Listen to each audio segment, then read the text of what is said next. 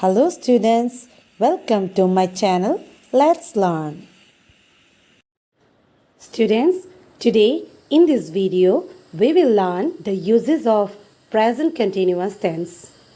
In my last video, I had already discussed the simple present tense and some basic concepts related to tense. If you are new to my channel, you can click on the I button given the screen to get the previous video.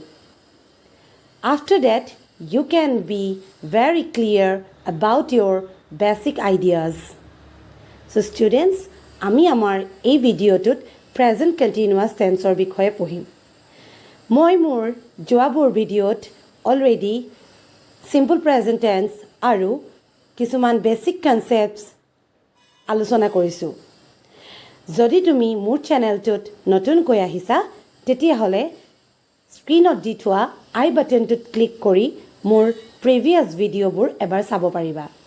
তেতিয়া তোমালোকৰ basic কনচেপ্টছখিনি clear হোৱাত সহায় কৰিব, যিখিনিয়ে মোৰ আহি থকা ভিডিঅ'বোৰ বুজাটো তোমালোকক যথেষ্ট সহায় কৰিব।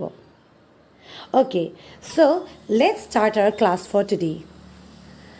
So present continuous tense is also known as present progressive tense.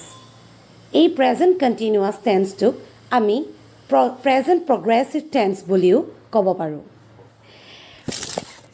First, I want to tell you the meaning of the word continuous. So, the meaning of the word continuous is without any interruption. Continuous শব্দটোৰ অৰ্থই হৈছে একেৰাহে চলি থকা, কোনো বাধা নোহোৱাকৈ একেৰাহে চলি থকা কাম এটাৰ কথা ক'বলৈ আমি প্ৰেজেণ্ট কণ্টিনিউৱাছ টেন্স ব্যৱহাৰ কৰোঁ। So, now I want to tell you where to use this tense. So, this tense is used to denote an action which is going on at the time of speaking. তুমি কিবা এটা কথা কৈ থকাৰ সময়ত যদি কামটো চলি আছে, সেই কামটোৰ বিষয়ে ক'বলৈ যাওঁতে তুমি প্ৰেজেণ্ট কণ্টিনিউৱাছ টেন্স ব্যৱহাৰ কৰিব লাগিব। For example, I want to tell you, suppose তুমি কথা পাতি আছা মোৰ লগত আৰু মই তোমাক সুধিছোঁ তোমাৰ ভাইটিয়ে কি কৰি আছে, আৰু সেই সময়ত তোমাৰ ভাইটিয়ে খেলি আছে। তুমি মোক উত্তৰটো কেনেকৈ দিবা? ভাইটিয়ে এতিয়া খেলি আছে, নহয় জানো? এই যে তুমি মোক ক'লা ভাইটিয়ে এতিয়া খেলি আছে, সেই কথাটো যদি তুমি এনেকৈ কোৱা ভাইটিয়ে খেলি আছিল, তেতিয়া জানো সেইটো প্ৰেজেণ্ট টেন্স হ'ব? নহয়, নহয় জানো? ভাইটিয়ে খেলে সেই বুলি ক'লে জানো প্ৰেজেণ্ট কণ্টিনিউৱাছ হ'ব? নহয়। ভাইটিয়ে খেলি আছিল বুলি ক'লে পাষ্টত হ'ব, আৰু ভাইটিয়ে খেলে বুলি ক'লে সদায় খেলে, তাৰমানে সেইটো চিম্পল প্ৰেজেণ্টত হ'ব। বুজি পাইছানে? এতিয়া যিহেতু তোমাৰ আনচাৰটো হৈছে ভাইটিয়ে খেলি আছে, এই উত্তৰটো প্ৰেজেণ্ট কণ্টিনিউৱাছত আছে, তাৰমানে কামটো চলি আছে। In English you have to use that sentence as my brother is playing. Okay? এই সেন্টেন্সটো কোনটো সেন্টেন্স স্ট্ৰাকচাৰত লিখিম এই বিষয়ে মই অলপ দেৰি পাছতে তোমালোকৰ লগত ডিছকাছ কৰিম। এতিয়া look at the second sentence. To denote an action which is planned or arranged to take place in near future. Generally, for the actions which will take place in future, we use future tense. যোনবোৰ action ফিউচাৰত হ'ব, ভৱিষ্যতে হ'ব, তাৰ কাৰণে আমি future tense use কৰোঁ, নহয় জানো? কিন্তু কিছুমান এনেকুৱা কাম আছে যিবোৰ কাম ফিউচাৰত হ'ব আৰু আমি ইতিমধ্যেই সেই কামবোৰৰ কাৰণে প্লেন কৰিলোঁ। Suppose you are planning to visit the zoo tomorrow with your family.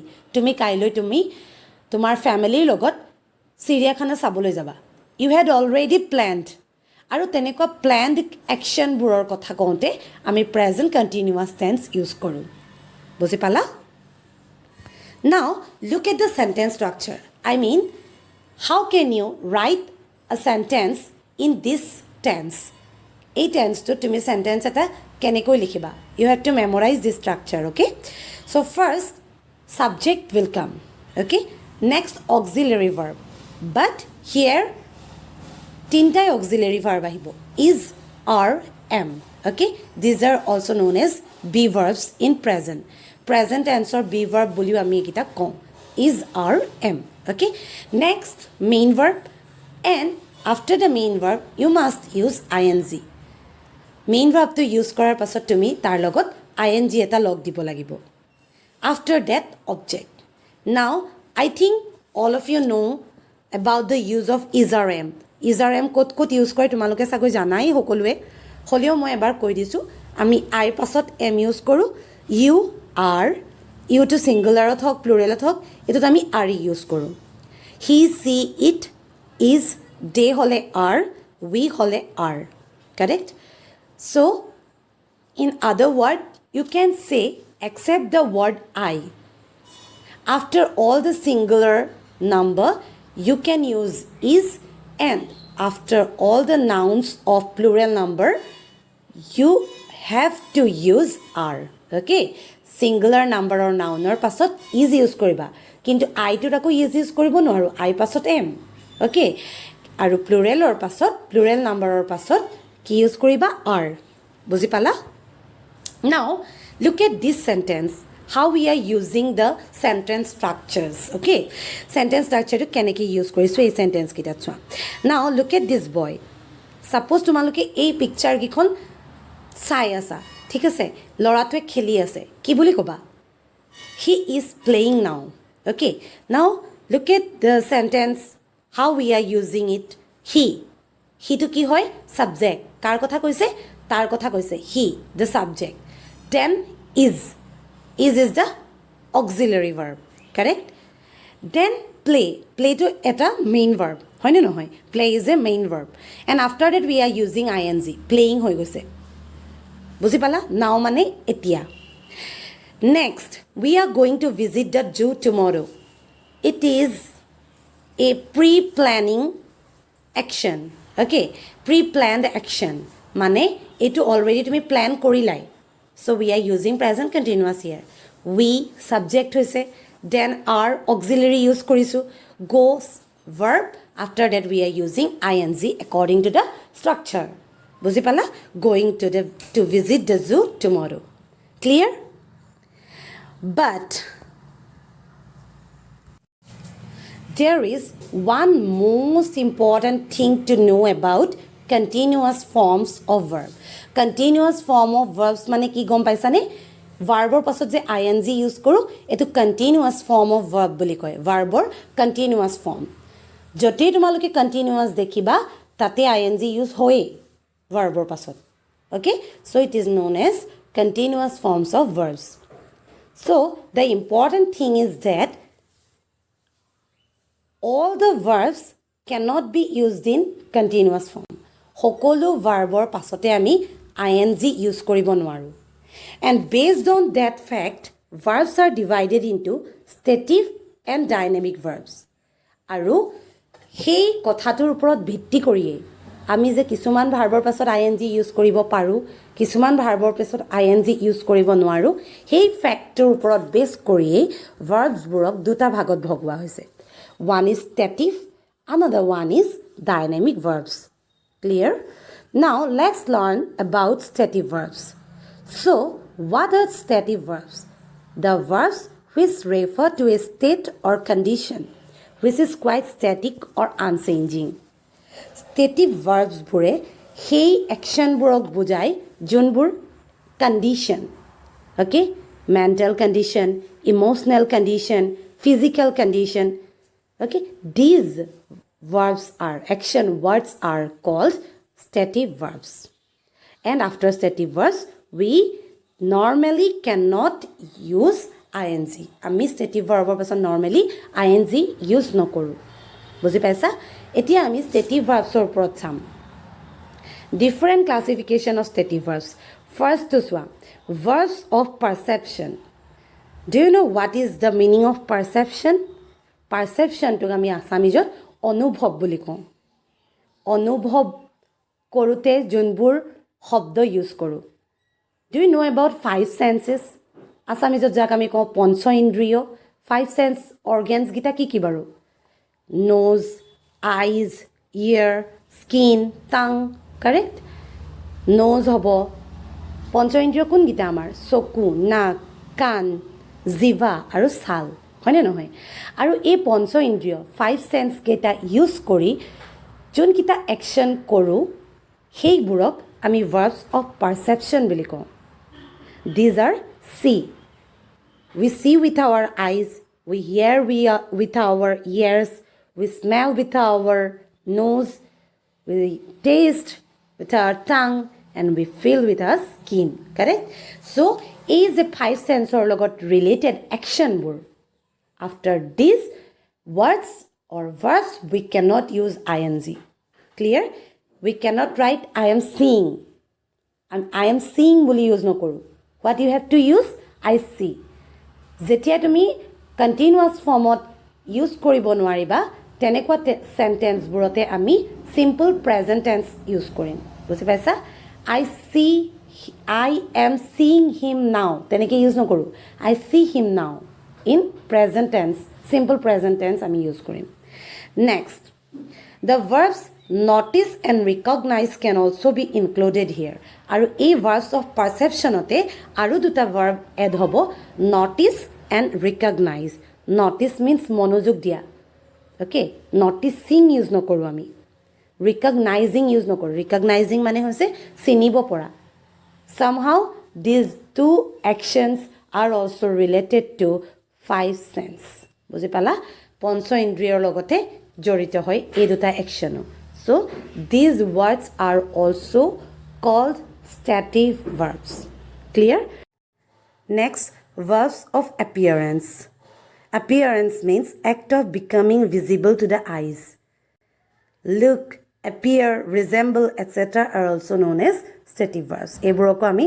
stative verbs বুলি কওঁ next verbs of emotion emotion means মনৰ উদ্বেগ দুখ সুখ আদি বুজোৱা অৱস্থাই জানো ইমোশন নহয় so which are verbs of emotions wish hate love like hope believe these are related to emotions আৰু এইবোৰৰ পাছতো আমি ing ইউজ কৰিব নোৱাৰোঁ these are also known as stative verbs next verbs of thinking think agree trust remember know you must remember the word know okay it is very common no after these verbs also you cannot use ing these are also known as stative verbs correct last one is verbs of possession possession means possessing something দখল তোমাৰ কিবা এটা আছে suppose you have a pen okay the word have is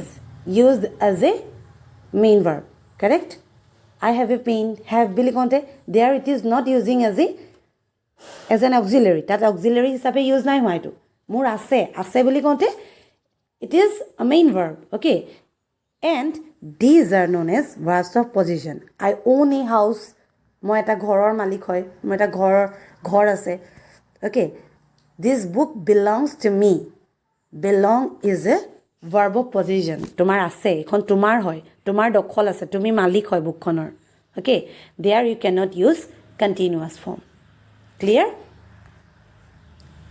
now what about dynamic verbs opposite dynamic verbs are verbs which describes activities and events যোনবোৰ activity আৰু event generally আমি যোনবোৰ main verb use কৰি আহোঁ ন play read sit these are called dynamic verbs and after the dynamic verbs you can use ing clear now let's apply our gained knowledge আমি যিখিনি কথা শিকিলোঁ এতিয়া আমি কিছুমান এক্সাৰচাইজৰ থ্ৰুৱেদি প্ৰেক্টিছ কৰিম first look at question number 1 I write a letter to my father now this sentence refers that the action is going on now মানে এতিয়া এই কামটো চলি আছে so which tense you have to use to write this sentence present continuous because the action is going on so you must follow the structure think about the structure first what will come subject so we wrote I then am is are from those what you have to use am then write after the base form use ing a letter to my father now okay it is clear number 2 it is very cold today I feel cold now it is a action which is going on. But here the word feel is a stative verb, correct? Stative verb পাছতো আমি ing use কৰিব নোৱাৰো. So what we are writing? I feel cold now. Next, we meet tomorrow at 8 p.m. It is a pre-planned action. You have already planned about it. 8 p.m. যে কাইলৈ লগ কৰিবা তেতিয়া সেই প্ল্যানটো কৰিলাই তোমালোকে. So what you have to use? Not future. In case of that, you must use present continuous. We are meeting tomorrow at 8 p.m. Next, last one. Don't talk, the baby sleep. The baby sleep, that means this action is going on. The baby is sleeping. আৰু এনেকুৱা কুৱেশ্যনবোৰ তোমালোকে প্ৰায় দেখিবলৈ পাবা. Don't talk. আগৰ দুটা sentence আছে. Don't talk full stop, the baby sleep. First সেন্টেন্সটো যদি কিহত থাকে প্ৰেজেণ্ট টেন্সত থাকে পাছৰটো প্ৰেজেণ্ট কণ্টিনিউৱাছত হ'বই. সেইটো ইউজ কৰি দিবা. কোনোবা এটা কাম চলি থাকিব. বুজি পালা? Okay. So I think this topic is clear to you. If you have any kind of doubt, you can drop one message on the comment box. I will try my best to reply. And if you liked my video, don't forget to like and share my video. Also subscribe my channel. For now, bye bye.